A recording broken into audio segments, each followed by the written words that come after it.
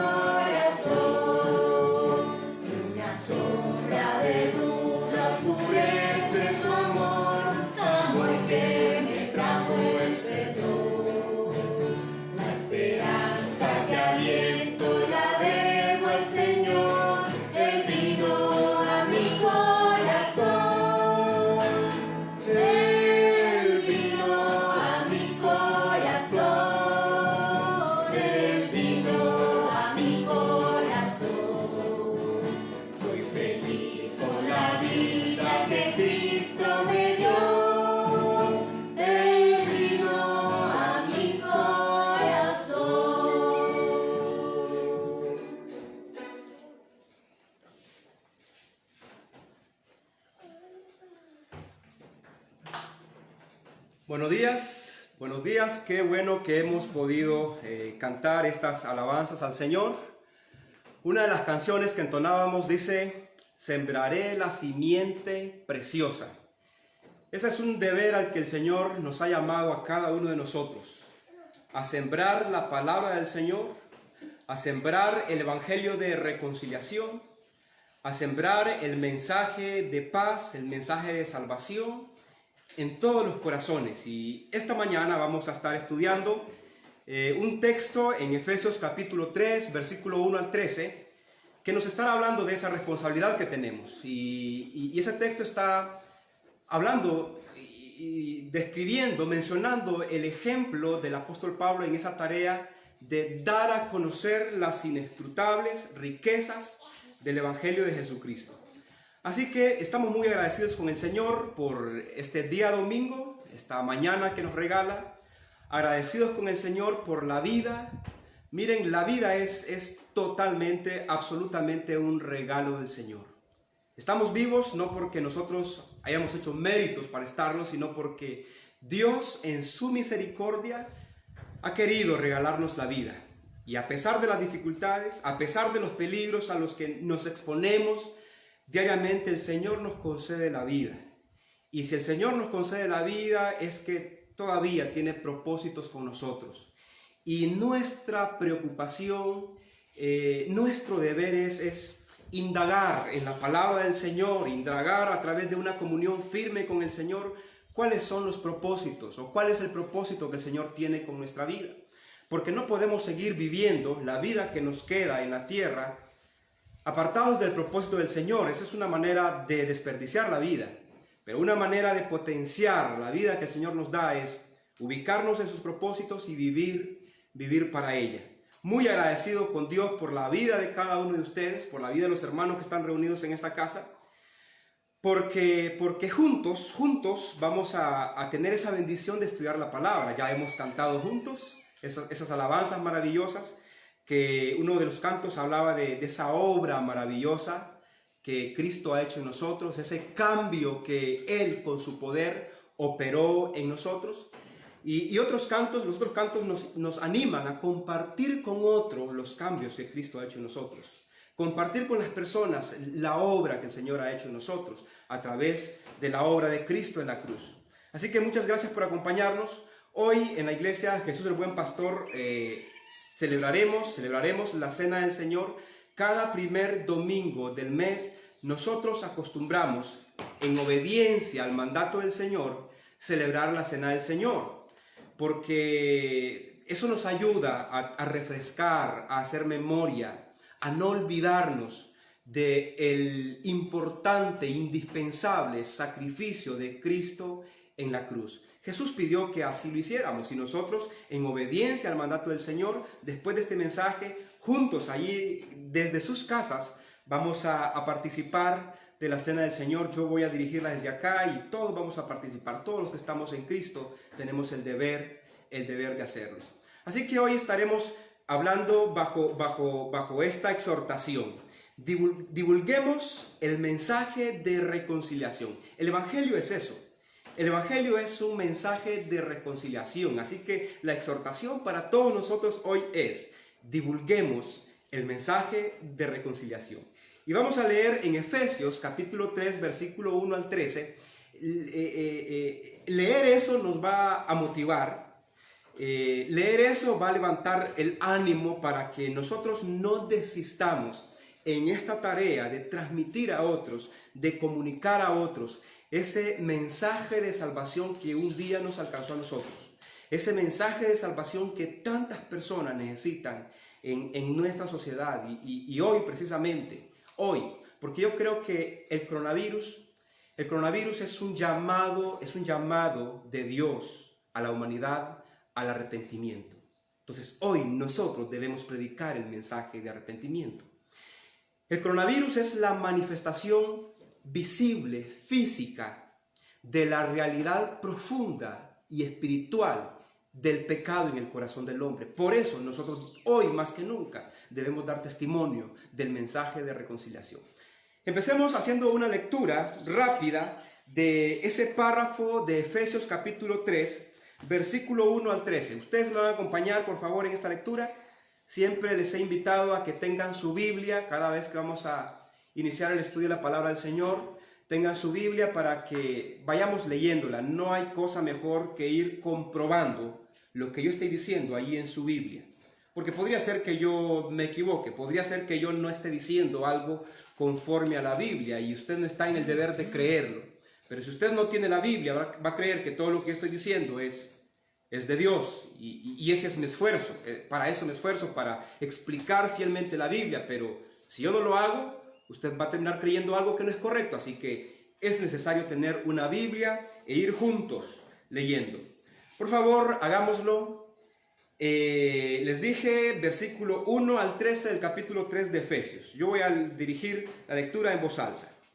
Dice: por esta causa yo, Pablo, prisionero de Cristo Jesús por vosotros los gentiles, si es que habéis oído de la administración de la gracia de Dios, que me fue dada para con vosotros, que por revelación me fue declarado el misterio, como antes lo he escrito brevemente, leyendo lo cual podéis entender cuál sea mi conocimiento en el misterio de Cristo, misterio que en otras generaciones no se dio a conocer a los hijos de los hombres, como ahora es revelado a sus santos apóstoles y profetas por el Espíritu, que los gentiles son coherederos y miembros del mismo cuerpo y copartícipes de las promesas de Cristo Jesús por medio del Evangelio, del cual yo fui hecho ministro por el don de la gracia de Dios, que me ha sido dado según la operación de su poder.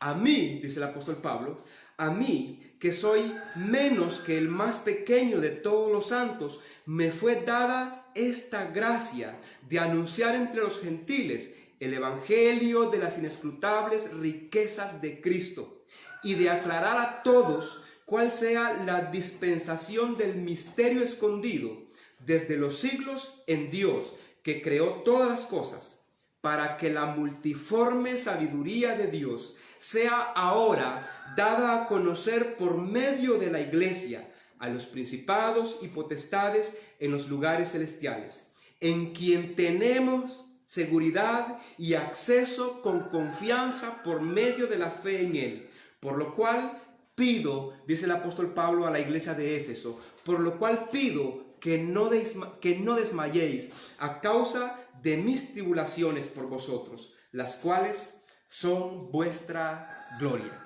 Eso es lo que dice los primeros 13 versículos del capítulo 3 de Efesios. Pero me gustaría que en un minuto hiciéramos un breve resumen de lo que estuvimos hablando el viernes.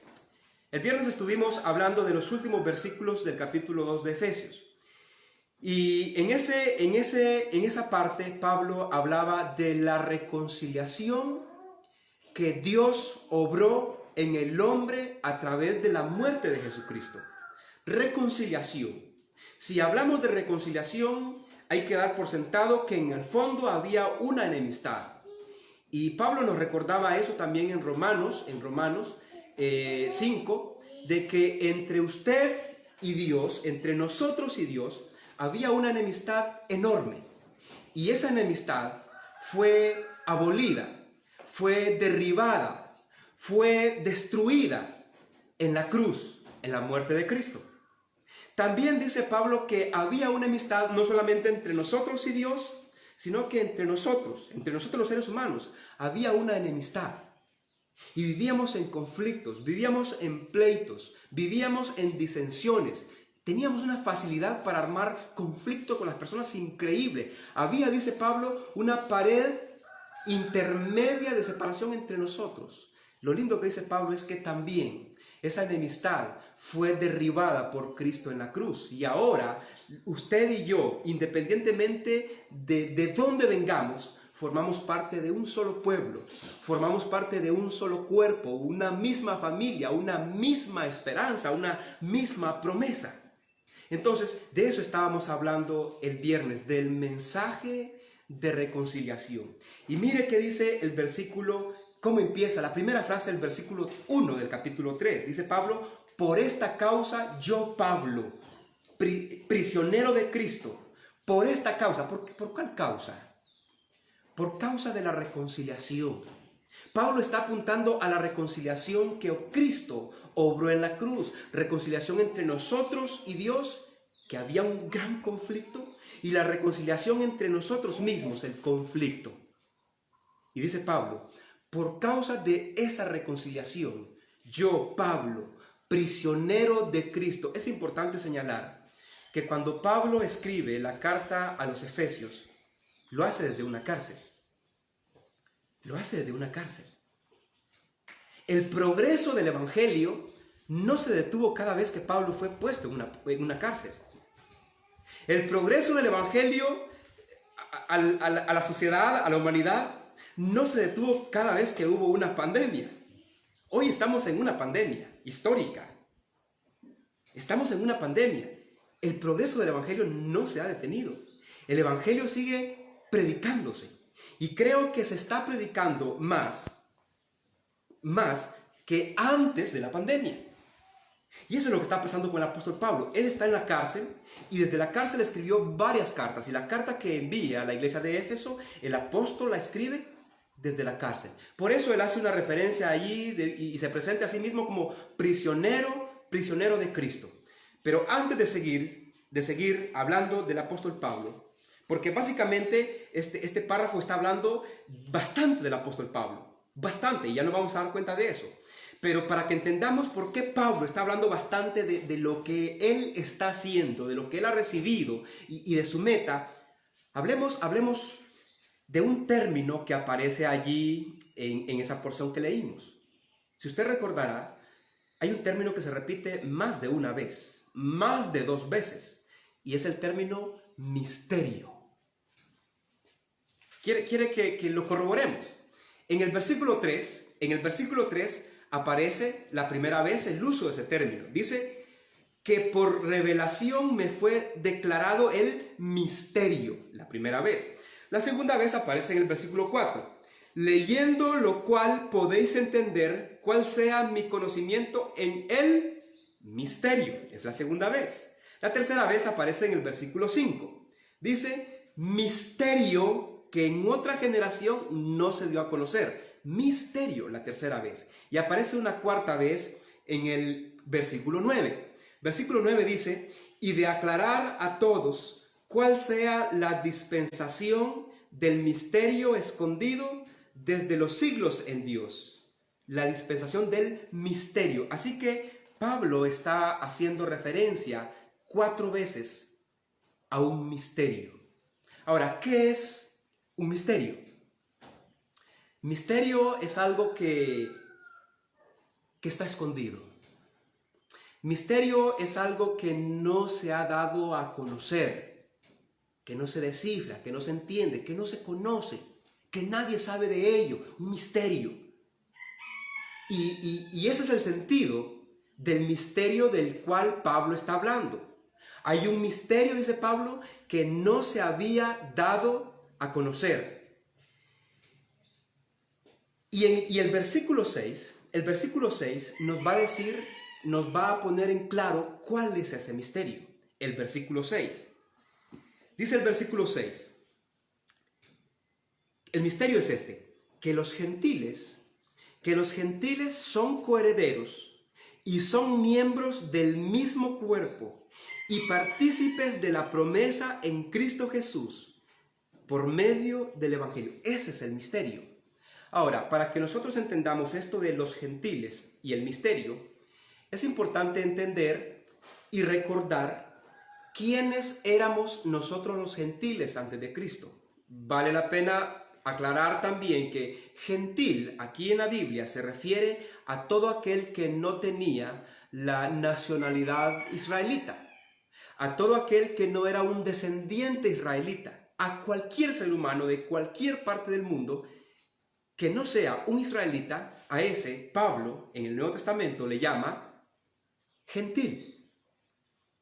Entonces, el misterio es que los gentiles están incluidos en el plan de Dios. Pero para entender mejor esto, es importante. Yo recuerdo que creo que fue el miércoles anterior que decíamos cuál era la condición de nosotros los gentiles. Y el capítulo 2, versículo 12 nos recordaba eso. Dice Pablo, en aquel tiempo nosotros los gentiles, vosotros los gentiles, erais llamados incircuncisos. Un término despectivo, un término grosero que venía de los judíos hacia los gentiles. Segundo, estabais sin Cristo. Tercero, estabais alejados de la ciudadanía de Israel. Cuarto, estaban ajenos a los pactos de la promesa.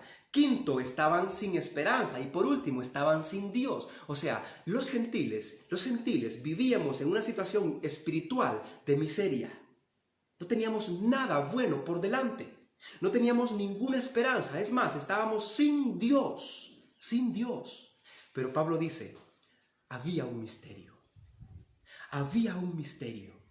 Y el misterio es que Dios tenía un plan que lo mantuvo oculto desde hoy hacia atrás. Un plan que estaba allí, pero nadie lo conocía.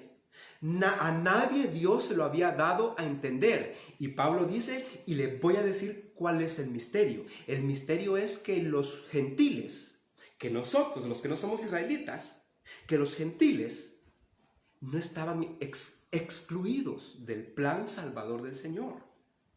El misterio es que los gentiles iban a tener una formidable oportunidad.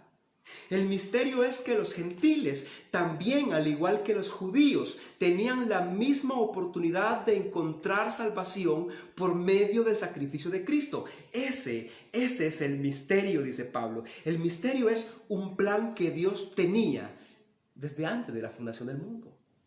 Eso lo vimos en el capítulo 1. Ya había un plan. Que nadie lo conociera era otra cosa. Pero Dios ya tenía un plan en cuanto a los gentiles. Un plan donde ellos no estaban excluidos. Un plan en el que los gentiles son coherederos de Dios. Esto es importante porque los judíos creían que ellos, como nación étnica, eran los únicos herederos de Dios. Y despreciaban a los gentiles. Los judíos le decían a los gentiles perros incircuncisos. Era una manera grosera de dirigirse a ellos. Perros incircuncisos. Pero mire qué interesante, en el plan de Dios no existía esa exclusión, ese desprecio hacia los gentiles, no existía. En el plan de Dios estaba que nosotros también íbamos a ser coherederos de Dios, o herederos de Dios, coherederos con Cristo, coherederos con todos aquellos gentiles que se acerquen, judíos, que se acerquen a Dios a través de Cristo. Los gentiles, o el misterio, era un plan en el que los gentiles están en el mismo cuerpo, en el mismo pueblo que están los judíos creyentes en Cristo. En el que los gentiles somos copartícipes con los judíos de las promesas de Cristo. Ahora, entendemos ahora cuál es ese misterio que había estado oculto en todos los tiempos de la eternidad pasada. En todos los tiempos del Antiguo Testamento, ese era el misterio, un plan oculto.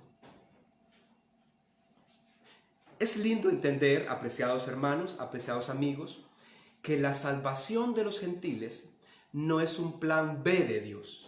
Por cierto, Dios no tiene plan B.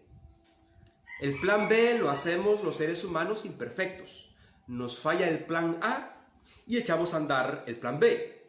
Pero Dios no. Dios tiene un solo plan y ese plan va a funcionar a la perfección, porque Él es el soberano de todo y Él dirige todas las cosas hacia sus metas, hacia sus propósitos. Entonces, nosotros no éramos un plan B. Ni fuimos una decisión que el Señor tomó en el camino.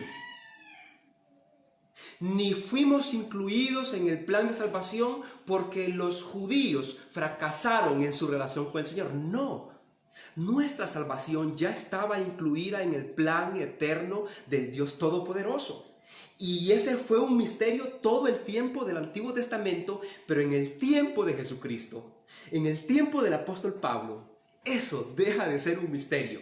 Y eso es lo que vamos a ver a continuación. Mire que el misterio le fue revelado a Pablo. Pablo está diciendo eso en el versículo 3. Leamos el versículo 3. Dice, que por revelación, dice Pablo, está hablando del misterio que habla en el versículo 2, dice que por revelación me fue declarado el misterio. Que por revelación, revelación, ¿qué significa?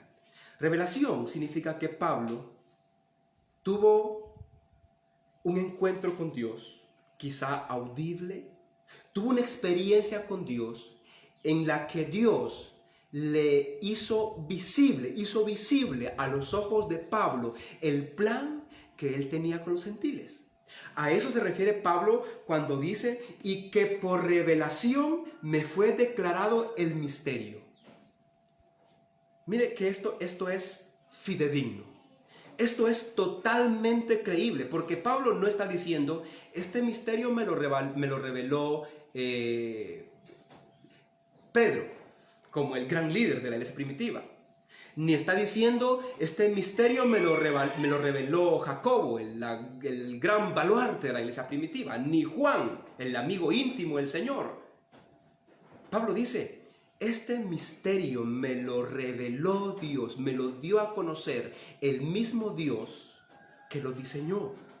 Me lo dio a conocer. Entonces, revelado por Dios.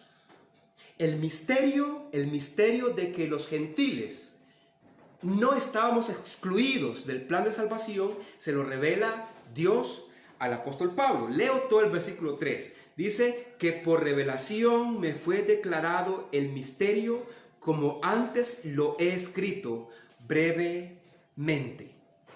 ¿Sabe que desde entonces Pablo entendió la relación que había entre el misterio y la cruz de Cristo? El misterio es la salvación de los gentiles. Gente que antes se creía que estaba lejos de Dios. Ahora Dios le dice a Pablo, mira Pablo, los judíos están dentro de mi plan. A los judíos hay que llevarles el mensaje de reconciliación. A los gentiles hay que llevarles el mensaje de la cruz.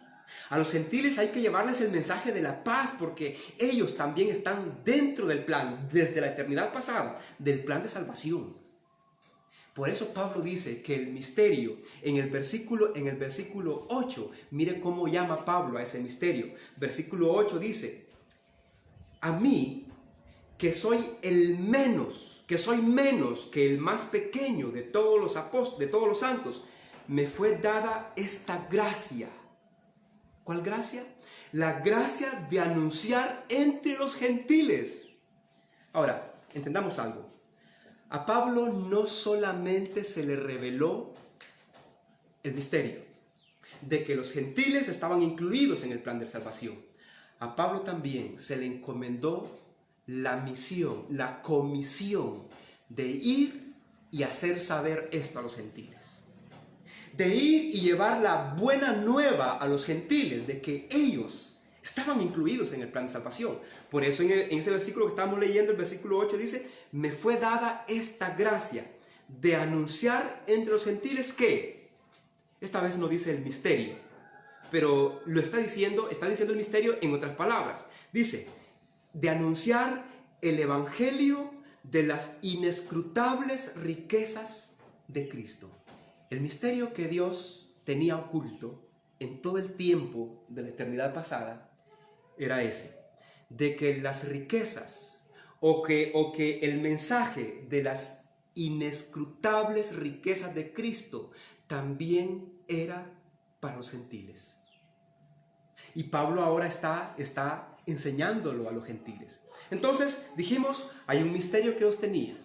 El misterio es que los gentiles, nosotros, y qué interesante que no estamos hablando de esto entre judíos, como para que usted se sienta indiferente a este mensaje en el que estamos reflexionando, a menos que haya algún judío por aquí. Pero si todos somos gentiles, esta palabra debe conmovernos, porque aunque una nación étnica llamada los judíos nos habían excluido y nos habían despreciado, no había sido esa la realidad en el plan del Señor. El plan eterno del Señor sí nos tenía incluidos. para salvación eterna. A usted y a mí nos tenía incluidos. Y gracias a eso hoy es que nosotros gozamos de la vida eterna. Entonces el misterio Dios se lo da a conocer a Pablo. Ahí deja de ser misterio. Cuando algo que fue un misterio se conoce, hasta ahí fue misterio. Ahora no es un misterio. El Evangelio, hermanos, el mensaje del Evangelio ya no es un misterio. ¿Qué significa eso? Ya no debe permanecer oculto. Ya no debe ser encerrado en los corazones humanos solamente. Ya no debe ser encerrado en cuatro paredes. Ya no es un misterio. Ahora es una revelación de Dios. ¿Qué significa esto? Significa que el Evangelio debe ser algo visible ante todo ser humano, visible ante cualquier ser humano. Pero temo que nosotros, la Iglesia del Señor, mantengamos el Evangelio todavía como un misterio. La gente nos está viendo y nos escucha que nos hacemos llamar creyentes en Cristo, pero no entienden, ni ven nada en nosotros diferente a los demás. Todo sigue siendo un misterio, porque ni damos testimonio oral, ni damos testimonio con una vida transformada. Y no estoy hablando por todos, estoy hablando por algunos que todavía no hemos terminado de entender que el Evangelio es poder de Dios y que a estas alturas debe haber una vida transformada en nosotros para que la gente pueda ver el misterio revelado de Dios. El Evangelio para los gentiles, para nuestra gente aquí en Honduras, en Centroamérica, en todas las naciones del mundo, es el Evangelio de Dios. Pero ya es un Evangelio revelado. Ya no debe ser un evangelio escondido. Ya no debe ser un evangelio puesto en la oscuridad. Debe ser un evangelio visible. Un evangelio visible. Así que, entonces, a Pablo le es revelado el misterio. Segundo, a Pablo le es encargada la tarea, le es puesta la tarea de dar a conocer el misterio. Qué bonito. Dios quiso que a partir de Cristo ya no fuera un misterio. Dios tenía todo el plan para que al llegar Cristo a la tierra, esto dejara de ser un misterio y se hiciera algo visible, algo manifiesto, algo, como dijo Juan, lo que hemos visto y oído, eso también anunciamos.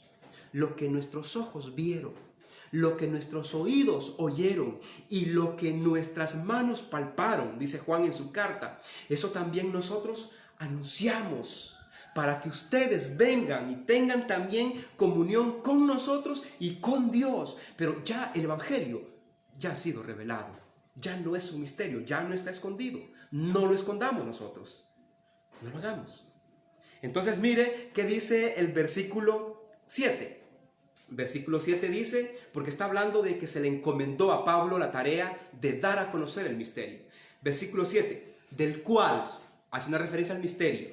De ese misterio, dice Pablo, yo fui hecho ministro por el don de la gracia de Dios. Desde que Dios me reveló ese misterio, dice Pablo, yo me he convertido en un siervo de la revelación, para revelar ese misterio.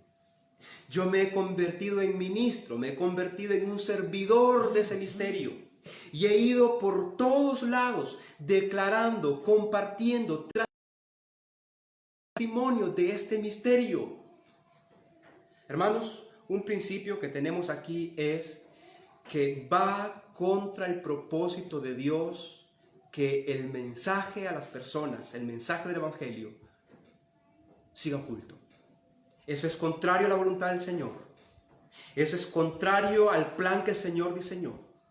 El plan del Señor dice que después de Cristo, ese misterio que había existido como tal en el pasado, se ha dado a conocer, se ha revelado a los hombres.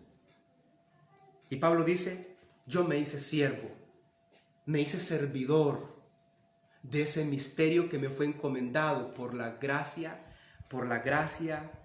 de Dios.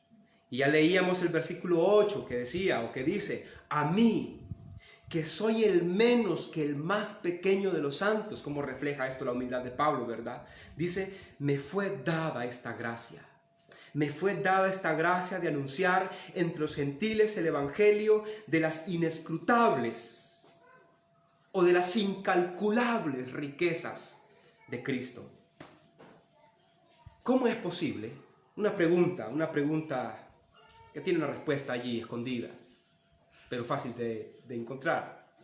¿Cómo es posible que el evangelio de las incalculables riquezas de Cristo las mantengamos ocultas? Un buen sector de la iglesia del Señor, no estamos compartiendo las inescrutables riquezas de Cristo con las personas.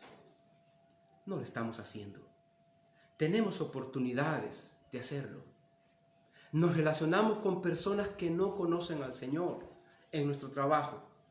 Y en nuestro trabajo hablamos cualquier tema con esos amigos, con esas personas. Raras veces, o posiblemente nunca, hemos compartido con ellos las inescrutables riquezas de Cristo. ¿Cómo es posible? Quizá usted es la única persona de su casa que ha conocido a Jesús y está congregándose en una iglesia y está creciendo en la palabra. Y en su casa, y al llegar a su casa, usted habla de todos los temas habidos y por haber con su familia. Pero nunca ha habido una conversación iniciada por usted alrededor de las inescrutables riquezas de Cristo. ¿Cómo es posible? Si es lo mejor que el ser humano puede escuchar, si es la gran necesidad que el ser humano tiene por escuchar, ¿por qué no lo hemos hecho? Somos muy activos en el uso de las redes sociales, WhatsApp, Facebook y otras más. Publicamos de todo ahí. Comentamos de todo. Pero qué pocas veces, y quizá nunca, hemos compartido a través de ese medio eficiente, que también es un regalo de Dios para esta generación, estos medios. No hemos compartido las inescrutables riquezas de Cristo. Yo tengo que reconocer que tengo algunos hermanos en la iglesia a quienes admiro porque están usando y aprovechando cada oportunidad que tienen para compartir las inescrutables riquezas de Cristo con las personas que necesitan saberlas. En las redes sociales, en Facebook, hay muchos hermanos de nuestra iglesia que están allí escribiendo textos cortos de los evangelios, de la Biblia, cortos, pero que tienen un mensaje profundo, un mensaje que puede golpear el corazón, que puede transformar la vida. Excelente, sigamos haciéndolo. Sigamos haciéndolo. Y a los que no lo estamos haciendo, entendamos, el mensaje de reconciliación es el evangelio de las inescrutables riquezas de Cristo y la gente necesita escucharlo. El coronavirus nos recuerda otra cosa. El coronavirus nos recuerda que el regreso del Señor está cerca. Desde que Jesús se fue, los seres humanos estamos viviendo los principios de dolores. Y esos principios de dolores, cada vez que aprietan más, como el coronavirus, nos recuerdan, Jesús va a volver por segunda vez. Por lo tanto, la gente, las personas que no conocen a Cristo, necesitan conocerlo. Y así como Dios confió al apóstol Pablo la tarea de divulgar, de dar a conocer, de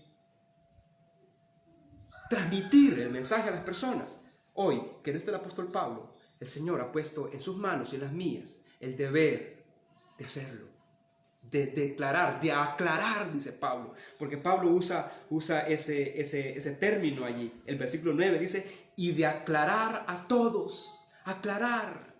Mucha gente no tiene claro qué es el evangelio, y espero que toda la gente en nuestras iglesias tengan claro qué es el evangelio, aunque temo que haya algunos que todavía no. Pero la tarea es aclarar, para que ya no sea un misterio, para que ya no sea un tema confuso, para que ya no sea un tema al cual todo mundo rechaza porque no entiende y porque no ve vidas transformadas por ese mensaje que predicamos. Entonces, Pablo recibió la comisión de hacerla y ahora nosotros también la hemos recibido. Y debemos ser fieles a ese llamado, a ese deber, a esa responsabilidad. Jesús le dijo a sus discípulos en Hechos 1:8, pero recibiréis poder cuando haya venido sobre ustedes, sobre vosotros, el Espíritu Santo, y me seréis testigos en Jerusalén, en toda Judea, Samaria y hasta lo último de la tierra. Esa comisión es para la iglesia. Esa tarea es para la iglesia, ser testigos de las inescrutables riquezas del Evangelio de Cristo. Y cuando pensamos en las riquezas de Cristo, pensamos en su gran misericordia, en su gran amor, en su gracia inefable que Él pone a la disposición para los seres humanos. Ahora Pablo dice, yo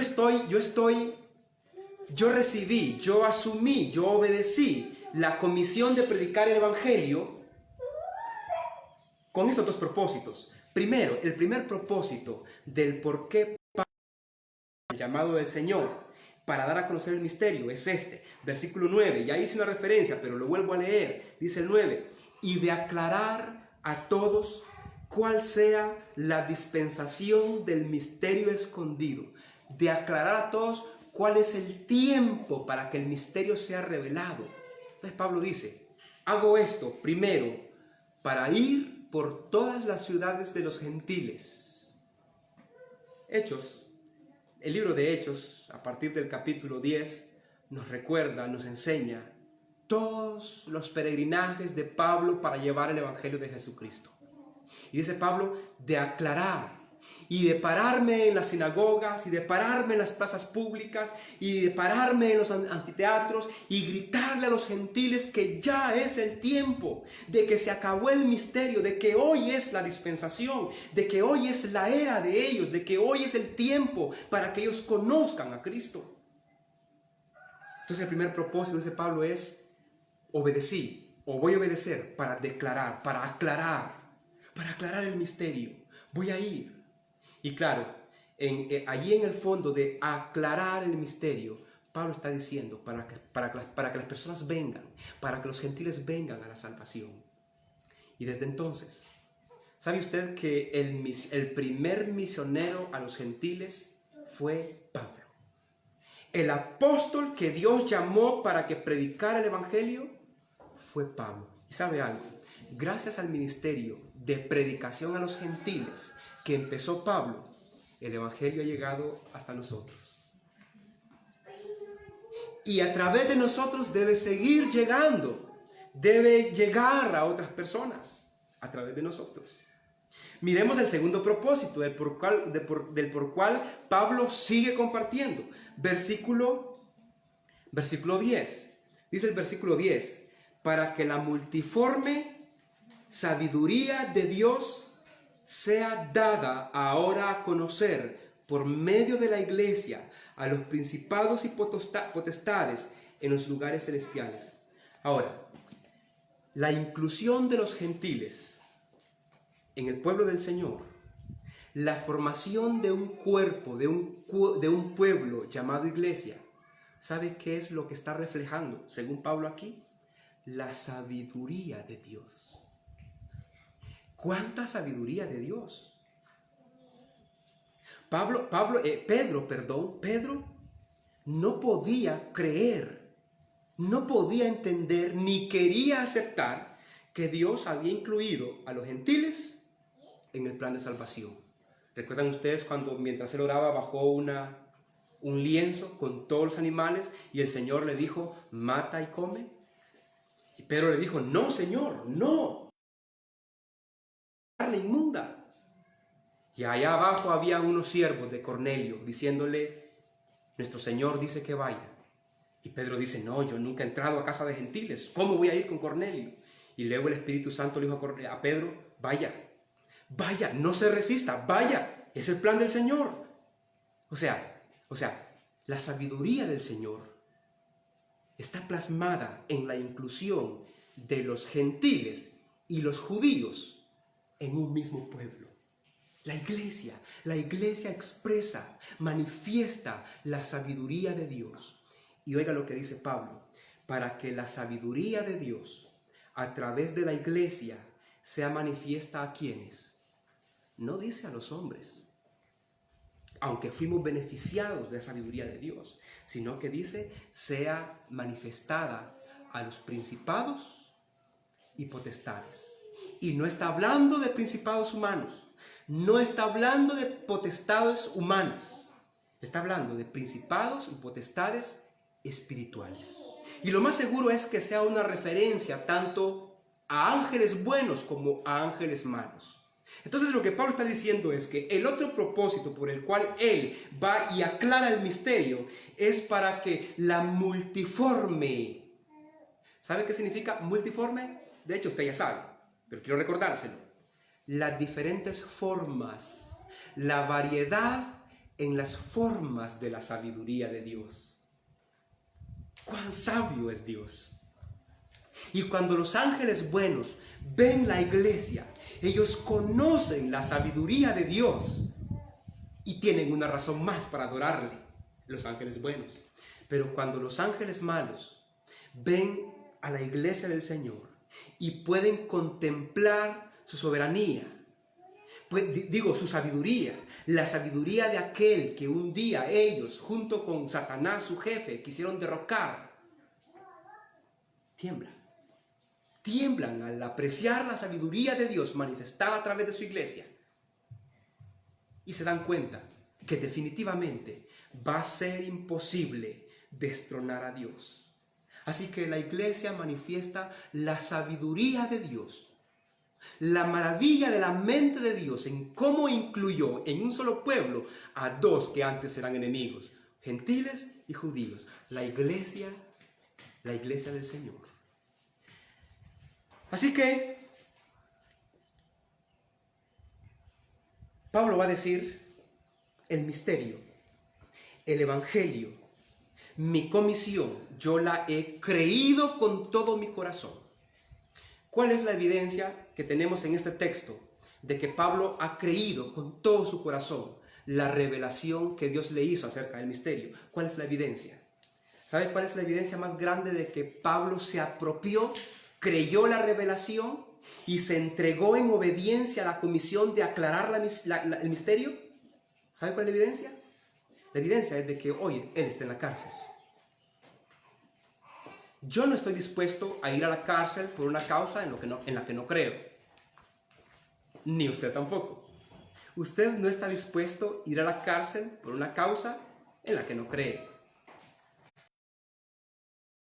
Y mire que dice el versículo 1, por esta causa, por causa del sacrificio de reconciliación, pero por causa del misterio que se le reveló y que se le mandó predicar, dice, por esta causa, yo Pablo, prisionero de Cristo Jesús, por vosotros, ¿quiénes? Los gentiles. Significa, Pablo creyó el misterio. Pablo creyó el misterio. Inmediatamente se levanta y va a aclararlo a los gentiles. Pablo está preso por causa de los gentiles, por causa de la predicación del evangelio a los gentiles, por causa de la aclaración del misterio a los gentiles. Por esa causa está preso. Cualquiera puede decir de Pablo, este hombre sí creía en el mensaje que recibió en su corazón, pero creía también en el mensaje que predicaba. ¿Por qué? Está en la cárcel. Al precio que fuera. Pero nadie podía decir de Oriel que Oriel ha creído con todo su corazón lo que ha recibido en su corazón y lo que ahora está predicando. Nadie. Yo no he estado ninguna vez en la cárcel por causa de predicar el evangelio. Nadie me ha apedreado por causa de predicar el evangelio. Nadie. Sin embargo, lo estoy haciendo. Y lo hago en medios como estos. Lo hago allá en el púlpito de la iglesia. Lo hago cuando me siento con alguien en el bus. Lo hago, pero hasta ahora no he sufrido cárcel. Pero lo estoy haciendo y estoy haciendo el esfuerzo por obedecer. Pero la pregunta que surge aquí es, para que reflexionemos todos en ellos, la pregunta que surge aquí es, ¿cómo sé yo que este creyente cree con todo su corazón en lo que él está enseñando o en lo que él dice haber recibido, si no vemos una vida cambiada? si mantiene escondido el Evangelio, nunca da testimonio de Cristo en las redes sociales, cree que va a ser ignorado, tiene pena, tiene vergüenza de dar testimonio de Cristo, nunca se ha parado a la par de alguien para hablar del tema del Evangelio, nunca lo ha hecho porque tiene vergüenza de lo que esa persona pueda, cómo esa persona puede reaccionar. ¿Cómo sabe la gente que usted realmente cree en lo que dice creer? ¿Cómo se va a dar cuenta la gente de que usted realmente se apropia con todo su corazón en lo que usted dice haber creído? ¿Cómo? Una manera de cómo la gente puede verlo es, vayamos y demos testimonio de manera valiente, contundente y con denuedo del Evangelio de Jesucristo. Hagámoslo. Pablo dice, yo por esa causa estoy preso. Y finalmente, vamos a encontrar qué fue lo que movió a Pablo a escribir ese párrafo del 1 al 13. Terminamos con esto. ¿Qué fue lo que movió a Pablo a escribir eso? Pablo no quiere vanagloriarse en sí mismo, porque Pablo habla muchas veces de yo, Pablo, usa mucho la expresión que cierra este pronombre personal, a mí, o se me encomendó. Está hablando de esa primera persona singular, está hablando de sí mismo. Pero no es que Pablo esté vanagloriándose. Hay una razón por la cual Pablo escribe esto. Y es que la razón es que la gente en Éfeso estaba triste. La gente en Éfeso estaba desanimada porque su pastor, Pablo fue pastor de la iglesia de Éfeso 3 años. Él estuvo ahí estableciendo, cuidando, discipulando, edificando esa iglesia 3 años. Y ahora se dan cuenta que el apóstol, el pastor de ellos, el misionero, está preso. Y están asustados ellos, están tristes y están desanimados. Y para animarles, Pablo les explica por qué él está preso. Señores, yo no estoy preso por ser un criminal. Yo no estoy preso por tener cuentas pendientes con la justicia. Yo estoy preso por predicar el evangelio a los gentiles y estoy alegre de eso. Estoy alegre de estar preso por predicar a los gentiles. Y si me toca volver a pasar por cárceles por causa de esta predicación, no tengo miedo. Eso está diciendo Pablo. Y mire qué dice el versículo último, el versículo 13. Por lo cual pido que no desmayéis a causa de mis prisiones. No se desanimen a causa de mis prisiones, las cuales son vuestra gloria. Es verdad, yo padezco persecución por ustedes, padezco cárceles por ustedes, pero no desmayen. Esto es necesario que pase. Para terminar, quiero que leamos unas conclusiones, o quiero leerle unas conclusiones, como lo hemos estado haciendo. Escúchelo, por favor. En la revelación completa de su plan, Dios nos ha enseñado que cualquier ser humano tiene la oportunidad de encontrar salvación en Dios. Eso lo vimos en la revelación del misterio. Cualquier ser humano tiene la oportunidad de encontrar la oportunidad de salvación en Dios. Es una oportunidad para gentiles y para judíos. Es una oportunidad para negros y blancos. Es una oportunidad para hombres y para mujeres. La oportunidad está para ricos y pobres, para grandes y chicos, para los que sienten pecar poco, pero para los que pecan mucho, también para ellos está la oportunidad. Nadie está excluido de la oportunidad, de la posibilidad de encontrar en Cristo el camino hacia la salvación. Y eso es maravilloso. Por eso Jesús dijo, sean testigos míos hasta lo último de la tierra, sin importar el pasaporte que esa persona tenga, sin importar la bandera que le dé sombra a esa persona. Vayan, la oportunidad es para todos. Esa es la primera conclusión. La segunda conclusión es esta. Dios puso en las manos del apóstol Pablo el evangelio de las inescrutables riquezas de Cristo. Pablo cumplió. Pablo lo dio a conocer a los gentiles. Cumplió su misión al costo que fuera.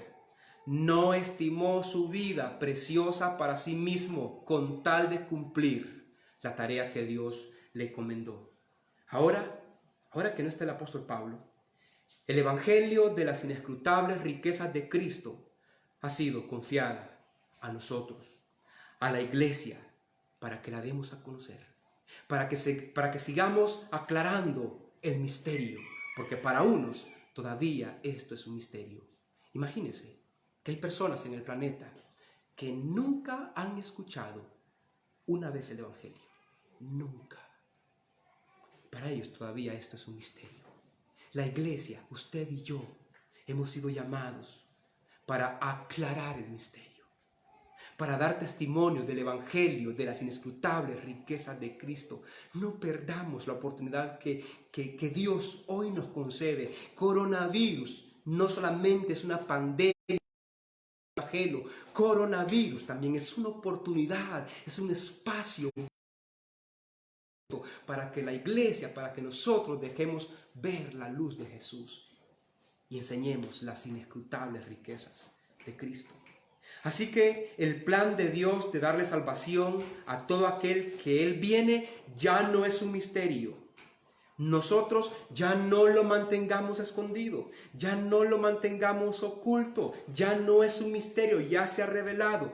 Hoy es la era de dar a conocer el Evangelio. Coronavirus es la era de dar a conocer el Evangelio. Hagámoslo. Que ya no sea más un misterio. Tenemos las redes sociales. Ellas son un excelente medio. Hoy que estamos en casa, no hay excusa. No hay excusa. Y por último, la última conclusión. El Evangelio de las inescrutables riquezas de Cristo se desprende de la cruz. No podemos hablar de las bendiciones que Dios tiene para el hombre sin dejar de hablar de la cruz, sin dejar de hablar del sacrificio de la cruz, sin dejar de hablar de la muerte expiatoria del Señor Jesucristo en la cruz. Desde la cruz se hace claramente visible el gran amor de Dios, las riquezas de su misericordia, su gracia inefable desde la cruz. El sacrificio de Cristo en la cruz se convirtió en indispensable para la vida humana, para nosotros. En su sacrificio encontramos la gracia para la vida eterna, pero también en su sacrificio encontramos la gracia para vivir cada día en esta tierra. Es la gracia del Señor que nos sostiene, y esa gracia también la encontramos en el sacrificio de Cristo. Jesús nos pidió que nunca olvidáramos su sacrificio. De hecho, cada vez que Dios obró una salvación milagrosa en el Antiguo Testamento con el pueblo de Israel, siempre pidió que se levantara un monumento. Y cada vez que los descendientes israelitas vieran ese monumento, recordaran lo que Dios había hecho en el pasado. Hoy nosotros celebramos la Cena del Señor. Y cada vez que nosotros estamos con esa copita de vino y con ese pedazo de pan en la mano, inmediatamente nuestra memoria, nuestro corazón se traslada a la cruz. No olvidamos la cruz. No lo olvidamos. Jesús pidió que no lo hiciéramos. Y para que no lo olvidáramos, Jesús mandó que repitiéramos todas las veces que pudiéramos aquella última cena pascual con sus discípulos, que a partir de entonces cambió de significado, y desde aquel tiempo hasta ahora y por la eternidad, cada vez que la iglesia participe de la Cena del Señor, ya no va a ser memoria del Cordero que murió en Egipto, sino del Cordero de Dios que murió en el Calvario y que nos da la vida eterna y que nos da su gracia para ir con nuestra frente en alto, aún en tiempos de coronavirus, la muerte del Cordero de Dios. Así que si usted está en Cristo, tiene buena comunión con el Señor, le invito a que participe con nosotros de la Cena del Señor. A continuación, vamos a hacerlo. Vamos a participar, y yo les invité a ustedes a que tuvieran ahí en sus casas listo una bebida que representara la sangre de Cristo y un pan que representara el cuerpo del Señor, para que juntos hiciéramos memoria del sacrificio de Cristo. Eso es el mensaje de salvación. Ese es el mensaje que anunciamos al mundo. Así que los hermanos que están conmigo aquí pueden pasar, tomar aquí su pedacito de pan, su poquito de vino, para que participemos de ello. Y antes quisiera recordarle que el sacrificio de Cristo nos obliga, nos motiva, nos estimula a una vida santa. Tanto dolor en una cruz, tanto castigo en una cruz, debe movernos a una vida fiel al Señor. Y una excelente manera de mostrar nuestra fidelidad al Señor es la obediencia a su mandato. Vivir una vida santa no solamente es abstenernos de hacer cosas malas. Vivir una vida santa es obediencia al Señor. Y la obediencia al Señor nos ayuda a una vida santa. Nos mueve a una vida santa. Así que el sacrificio de Cristo debe movernos a la obediencia fiel de su palabra. Lo que eso significa es que si hay un pecado que usted y yo no hemos confesado al Señor, si hemos pecado contra el Señor y no hemos pedido perdón de Él, hoy es un tiempo para hacerlo. Que por cierto, la Santa Cena no es el momento para confesar pecados. La confesión de pecados debe ser una actitud inmediata después de que nosotros pecamos. No debemos dejar acumular nuestros pecados para el inicio de mes, como que si fuera una gran cosa. Debemos tener un corazón que se duela, no una vez al mes. Debemos tener un corazón que se llene de pesar a cada momento que le fallamos al Señor.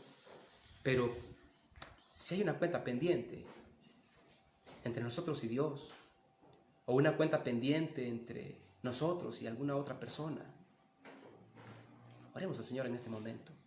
Pongamos un corazón humilde y digámosle: Señor, perdóneme y ayúdeme para vivir una vida esforzada en santidad, una vida rendida a usted, un corazón que se someta, una voluntad que se doblegue de usted, una mente que lo honre.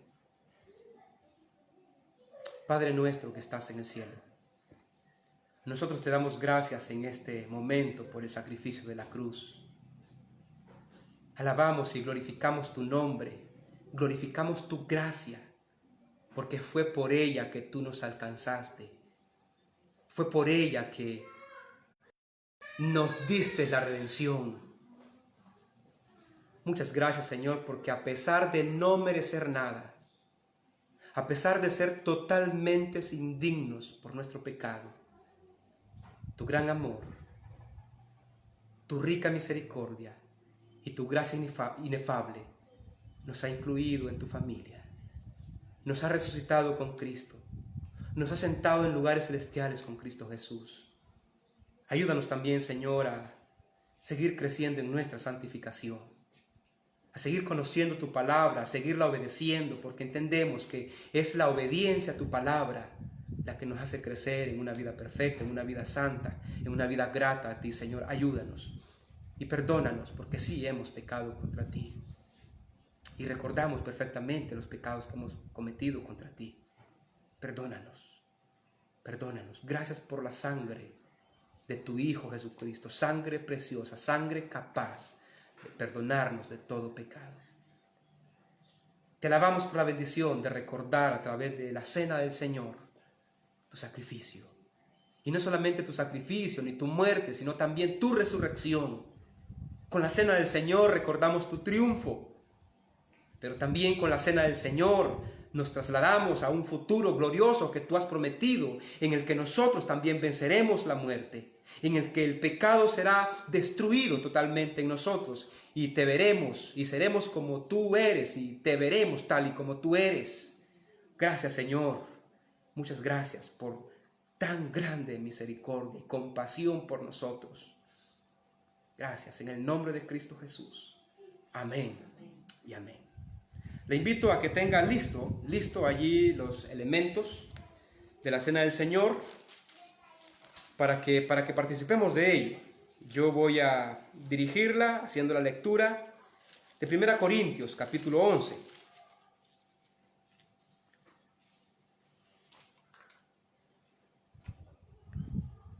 1 Corintios capítulo 11.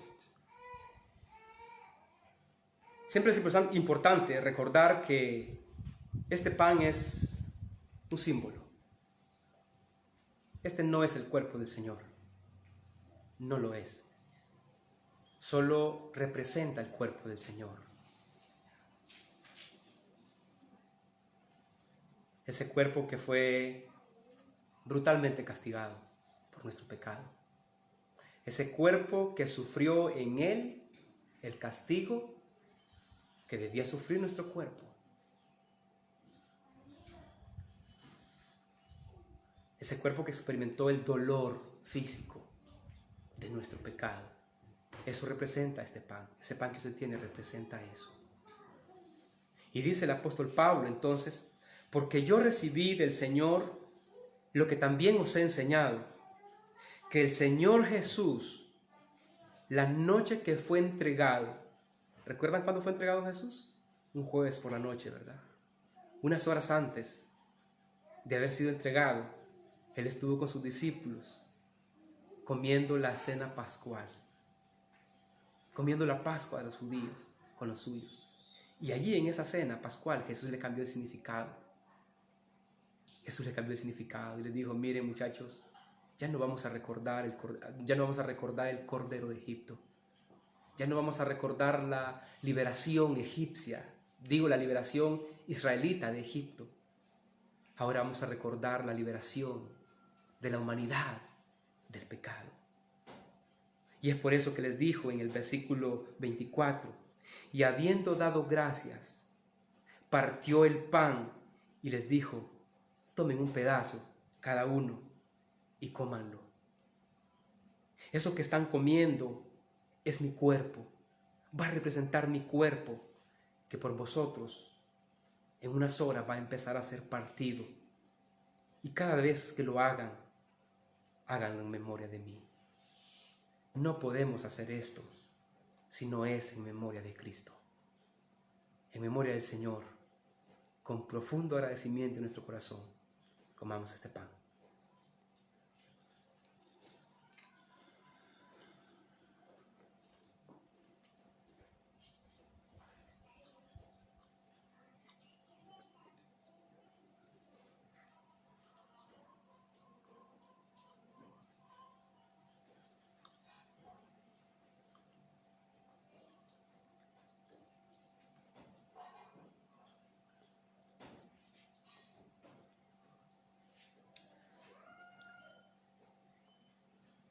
Asimismo, dice Pablo, mismo, después que cenaron, después que comieron el pan que representaba el cuerpo de Cristo, Jesús les dijo, esta copa es el nuevo pacto que hago con el ser humano en mi sangre. El nuevo pacto y el último pacto que hago con el ser humano en mi sangre. Esta sangre, este vino representa mi sangre, dice el Señor. Representa mi vida. La Biblia dice que la vida del ser humano es la sangre. Y la sangre que derramó Cristo era la vida derramada momento tras momento hasta que expiró en la cruz. Y esta sangre es la señal del pacto que el Señor hizo con la humanidad. El pacto de salvación. El pacto de un nuevo nacimiento. El pacto de un nuevo comienzo. El pacto del inicio de un camino a la eternidad. El pacto de el perdón definitivo de pecado. Ya no iba a ser necesario seguir matando ovejas y corderos para el perdón de pecados. Iba a ser un solo sacrificio, de una vez y para siempre, el sacrificio de Cristo. Y luego Jesús les dijo a ellos entonces, esta copa es el nuevo pacto en mi sangre. Haced esto todas las veces que la bebiereis en memoria de mí.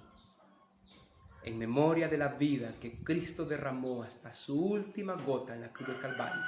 Por nosotros, por nuestro perdón, por nuestra salvación. Tomemos esta